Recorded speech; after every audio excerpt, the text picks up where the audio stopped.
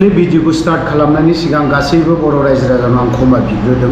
Actually नैबे भिडियोखौ नागा केटसिनखौ आं दिनै मेन चेनेलाव हगारनांगौमोन, मोनसे ब्लग दङमोन, बे ब्लगाव हगारनांगौमोन। ओमफ्राय जायफ्रा नायनो इन्टारेस्टेड दङ बिथांमोना नायबानो जाबाय। ओमफ्राय जायफ्रा इन्टारेस्टेड गैया बा गोसो गैया नैबे मोनसे भिडियोखौ एकदम दानायथार आरोखि, खारन बियो बैसो जानाय बा ओरैहाय जायफ्रा बिदिनो रेस्टुरेन्ट बा गुबुन गुबुन हटेलाव ओंखाम जानो सुखुवा बिथांमोननि थाखाय बे भिडिअआ नङा आरोखि। जायफ्रा बेचेलर ना, जायफ्रा 30 निफ्राय 40 सिम बा 45 सिम बिथांमोना नागा केटसिनखौ ओंखाम जानो लुबैदों, बे सापागुरियाव फैना जाफैनो हागोन। आं जोबथारनायाव बेखौल' बुंगोन, जायफ्रा नैबे भिडिअखौ नायनो मोजां मोना बिथांमोना नायनो नाङा। आरो बैसोरनि थाखाय नङा।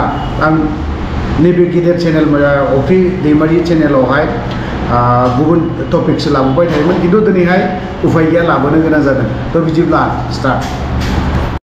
नागा केटसिनाव एसे हाबैनि बावहाय दिनैहाय आर'नाइ हटेल बिनि सिंजों हाबलांनांगौ दे। नागा केटसिनावहाय दिनैहाय एसे हाबनायनि एसे सुरु खालामजेनदों। आंनि खिबुल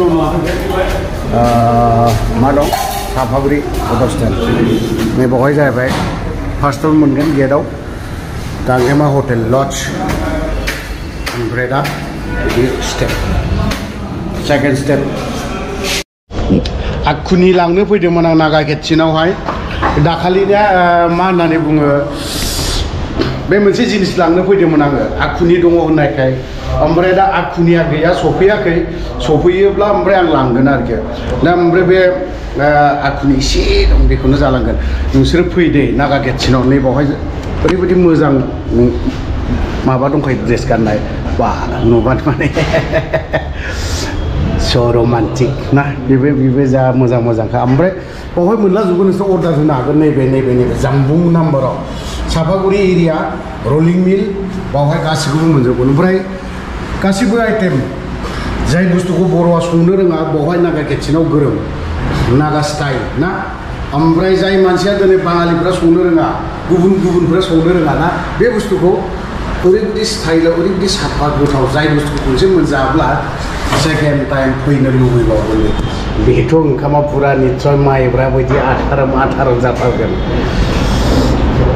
नैबे जामबुं नाम्बार दं, बावहाय थाबनो कन्टेक्ट खालाम। ओमफ्राय न'आव फेमिलि इन्जय खालामदो जानायनि फारसे, गुबुनाव नङा दै, जानायावसो। ओमफ्राय दा बावहाय बैनाया लाजिना खारबायलै, बेदरबो जाया, बेलाय माथो बाङालि स्टाइल, बेलाय माथो बियो खिन्थानो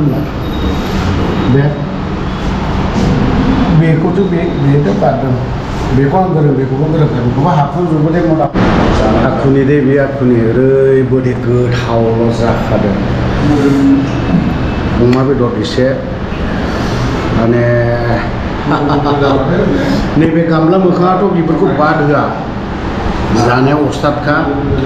ओमफ्राय जायफ्रा गेसाव जानो हाया बियो दाजा। मोदोमनि साख्रु साख्रा, ओमफ्राय लिभारनो किडनिनो गासिबो स्रां खननै खनथाम जानांगौ दे।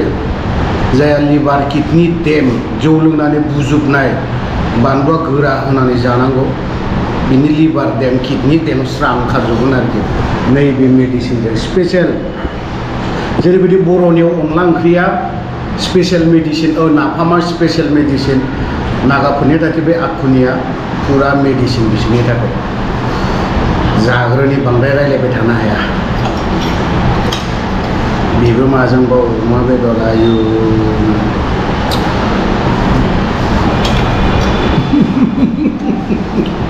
नागा केटसिन। ओमफ्राय बावहाय नागाफोरनि ट्रेडिसनेल ड्रेस गाननाय, आर्ट बोनाय आरोखि, आर्ट ना सावगारि बोनाय ना, बेखौ नुनो मोनगोन। लोगोसे बावहाय जानायफोरनि आइटेम नोंथांमोना नै बावहाय जामबुं नाम्बार होनाय दं नैबे गाहायाव, बे जामबुं नाम्बाराव कन्टेक्ट खालामनानै लकेल एरिया ना लकेलाव अनलि सापागुरि गोजोनपुरि रलिं मिल बेफोरबायदियाव पेकिं खालामनानै हैनाय जायो हम डेलिभारिबो जायो सिस्टेमा ओमफ्राय नै बे रुनाय आखुनि दंजोबो माहाय थांनाय ओमफ्राय नै बिदि दंजोबो स्केनारफोर दं सोरबा खालामनो गोसोब्ला बेफोराव क्लाक खालामनो हागोन नङा होमबा बिदि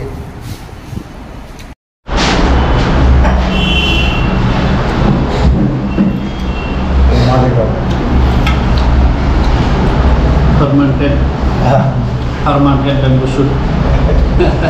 Asal desa bawa जाफैनानै खनबेसे जाफैखो नोंसोर आं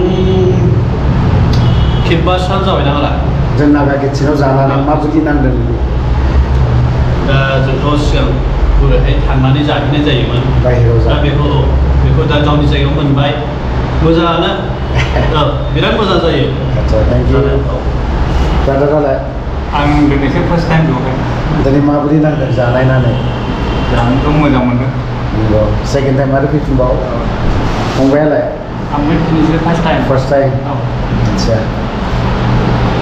जोबथारनायाव आं बेखौनो बुंगोन जे दहयो आखुनिखौ जानानै सोरबा सोरबाया लिभार किडनि एसेब्लाबो मोजां हामो होनना बुङो सरि क्षमा खालाम आं बेखौ ओरैनो मोनसे इन्टारेस्टआव बा मोनसे जकिं हिसाबै बाथ्राखौ बुंनाय जादों नोंथांमोना बे नागा किटचेनाव फै आरो जाफै नागा किटचेननि मोनसे टेस्टखौ लाफै जायफ्रा नैबे बे भिडिअखौ आं एक्सुवेलि ब्लगावसो हगारखानांगौमोन आं दहायनो क्षमा बिखादों गासैनावबो जायफ्रा इन्टारेस्टेड दङ नागा किटचेनाव जाफैनो जोंनि सापागुरि नैबे ट्राफिक खाथियावनो क'क्राझार थांनाय बास स्टेन्ड अट' स्टेन्ड दङ ओमफ्राय बिनि खाथियावनो एटाचनो मोनसे आर'नाइ हटेल मोनसे दं बे आर'नाइ हटेलनि लेफ्ट साइडजों मोनसे लामा फिसा दं बेजों हाबबोनानै मोनसे गेट मोनबावगोन आरो बे गेटआवहाय गांजेमा लड्स लिरनाय दङ बे गांजेमा लड्सनि लामाजोंनो फैबानो फार्स्ट सेकेन्ड स्टेपाव गांजेमा नैबे माबायाखौ मोननो हागोन नागा किटचेनखौ थ' बिदिब्ला नोंथांमोना गोबाव खालामालाफानो माथो बिदि थाबाय थानो नागा किटचेननि ओंखाम संनाय ना जोंनि बर'नि संनायफोरबायदि गासिबो नागा स्टाइल गासिबो मोनजाजोबगोन जायफ्रा नागाफोरनि ओंखाम संनाय मोनजायाखै बा नागा स्टाइल संनायखौ मोनजायाखै नोंथांमोना फैनानै जाफैनो हागोन थ' लोगोफोर आं भिडिअखौ बारा गोलाव खालामनानै दोनथ'बाय जय बर' हारि